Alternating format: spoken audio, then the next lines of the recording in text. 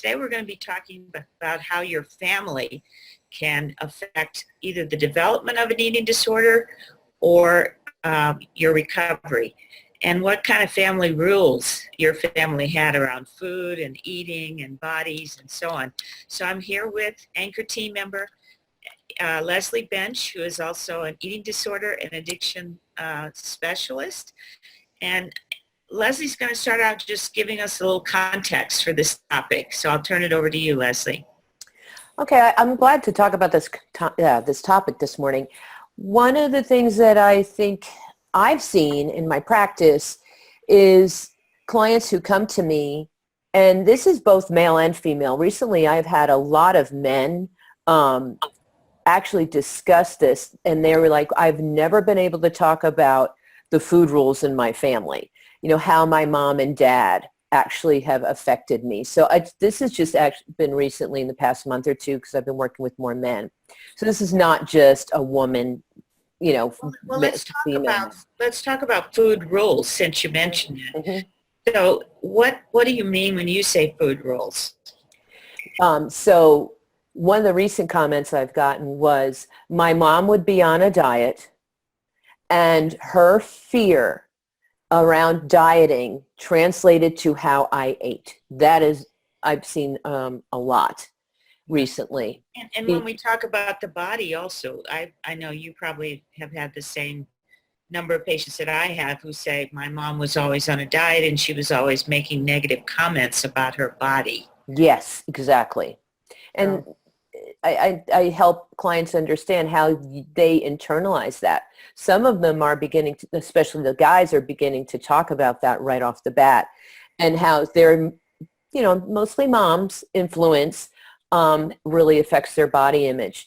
One of the things that has been interesting is that when the mother idealizes their son's body, and I don't know if you've heard this in the women, but I've recently heard this with guys.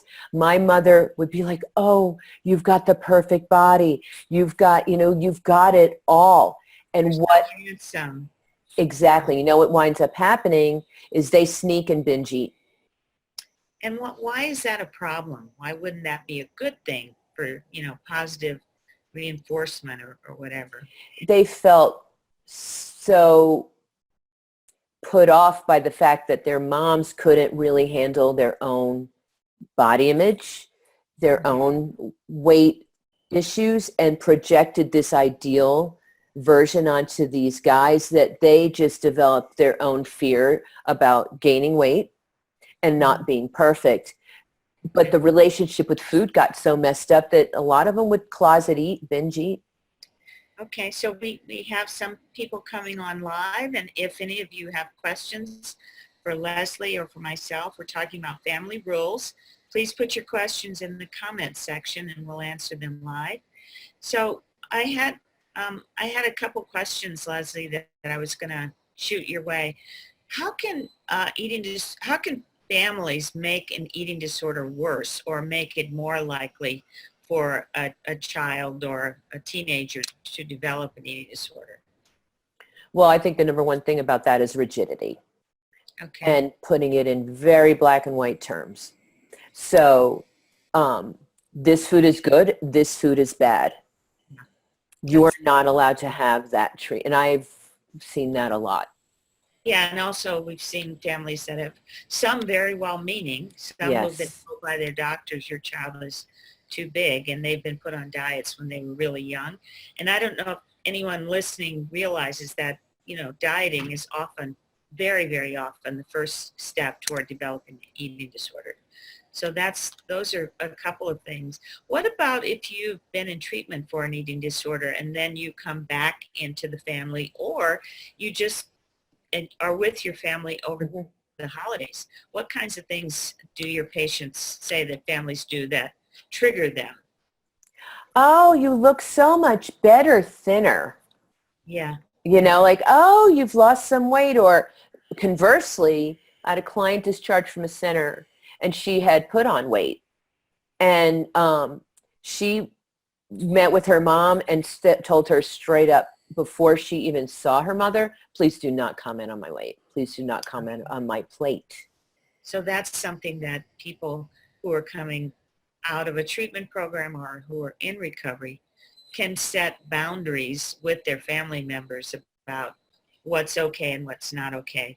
Mm-hmm. Since we're talking about boundaries, what are some of the other ways you help your clients set boundaries around food, body comments, eating, etc.?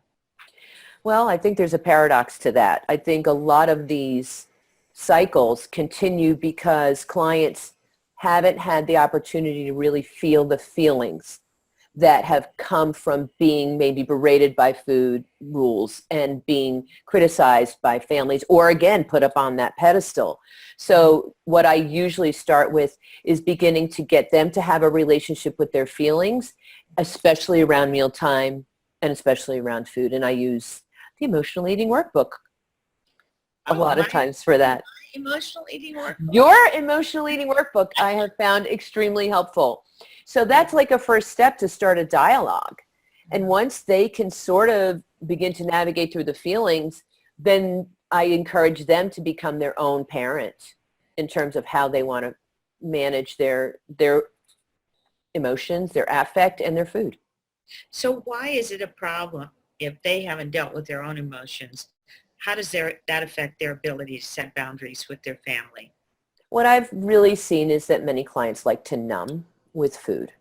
Okay. And, exploring what that numbing is about, it could be so many things. I mean, a lot of times people were not allowed or family members are not allowed to show their anger. They needed to stuff all of their emotions. And the way of almost like gaining some control and power is through their own eating habits, but it has a negative consequence. Usually it's not healthy. So are you saying that because they haven't dealt with their own feelings, they may actually be projecting those feelings onto their family? Or using food to not deal with those feelings. And then let's say the family wants them to be thin. Okay. And they're overweight. Sometimes that underlying is like, you can't control me. I am going to eat the food the way I want to eat it. Now, if that had some exposure, in terms of a healthy dialogue with themselves, with their therapist, et cetera, it probably wouldn't be a problem. But it goes so under the radar, if you will, to even their own awareness. Yeah. Okay. So I know what I see a lot of is people who are saying that their families are wanting them to look a certain way, like you said, or criticizing, wanting to teach them how to eat differently when they may be following a meal plan or they may be following something that was directed by their healthcare professional. So how do you talk with your patients about handling that? Let's say someone was given a meal plan that they've been following since they were in treatment or by a dietitian, and then the family members are saying, here, eat this. You love this. Eat this. And they're constantly pushing food on them. How do you tell them to deal with that? I think the simplest thing is, I always tell them, like, no thank you is a complete sentence. And, no is a complete sentence. Yeah. Part of it, I think the coaching in that is to allow the clients to have very simple, clean conversation that doesn't go into a lot of detail, and no is a really okay just to stop right there. Yeah. Because once you get into the dialogue, you have to say no more than once. More than once. And then, just like I would coach a family who's drinking where the client is getting sober, come, bring your own transportation, stay just for a couple of hours, have your recovery or your friends or your support team on speed dial, if you will, like, so that you can make those phone calls. And that's usually around like a holiday like Thanksgiving or Christmas, where it can get really difficult. I have one other question from a viewer, and that has to do with actually a man. And growing up, he and his mom basically bonded over food. Mm-hmm. They love to bake together and then sit and eat their baked goods. And that was kind of their thing that they did together. And now he's in recovery from his eating disorder. And when he goes back home, he doesn't want to hurt mom's feelings. And he also still wants to be able to connect with his mom. And yet the main way they've connected is through food. Mm-hmm. How do you handle that? Oh, I would absolutely tell him to sit down at the kind of the right time and say exactly what he just said. You know, you could hear that it's not that he doesn't want the connection. He just wants to try something different. And it's But not. won't his mom feel like she's being judged? Because she's not in recovery from an eating disorder. So I would really encourage that client to speak from that I statement. Not like you did this or you do this, mom, and it's really messing me up. That wouldn't be a way to handle it. It would be, hey, mom, I've noticed that a lot of times we have bonded over food, et cetera. I'm doing this really quickly. And, you know, I would like to do something different. I'm really in my own recovery. And, you know, that's just not the way I want to eat or manage my foods. You know, there's a lot of different things I think we could say without shaming. Because isn't the shame the issue? Reaffirming the relationship and his desire to be in relationship with her, but to do it in a way that's different than just around food. And then I would also take a look at, and I don't know this person from at all, because, and so I don't know if this is the issue, is are you then putting up food rules in your own recovery? Like, any kind of cake is bad. I can never have a cookie. Like, I am on this strict, you know, protein diet, so there is no carbs. You know, like I'd also explore that too. That's a really good point, because sometimes that can be the opposite of the bonding over food, is like being on a very restrictive program. Isn't just healthy. That pendulum swing.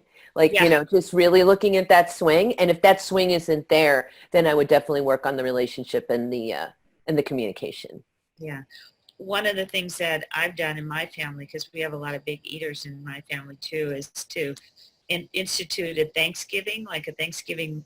We have a tradition wherever we are of doing the Thanksgiving walks, you know, how every city kind of Thanksgiving 4K or whatever. So we started doing that in the family, and it's kind of caught on. It's been sort of a neat way to start the day, so you're not starting off, you know, on the wrong foot.